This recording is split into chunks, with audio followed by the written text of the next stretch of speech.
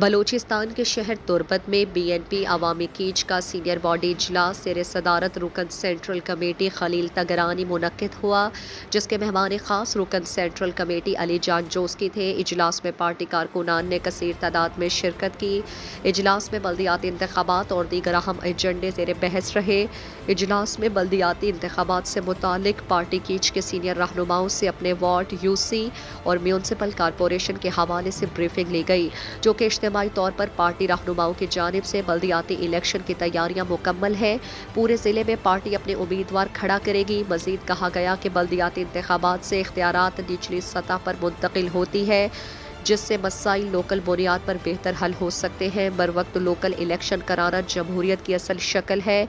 इजलास से अरकान सेंट्रल कमेटी खलील तगरानी, अली जान जोस्की, साबिक ज़िले सदर ज़रीफ ज़दक बलोच, आहद इलाही, शे मुरीद बलोच, बाबुल इब्राहिम, तहसील तुम के साबिक नाजिम अब्दी खान रिंद, फिदा मुरीद जई, आरिफ कुरैश, लतीफ़ आज़ाद, जाहिद सुलेमान और दीगर पार्टी रहनुमाओं ने खिताब किया।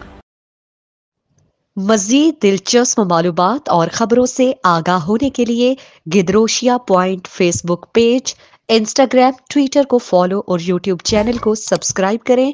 बेल आइकॉन बटन दबाना ना भूलें ताकि मकरान समेत बलूचिस्तान की खबरों से जुड़े रहें।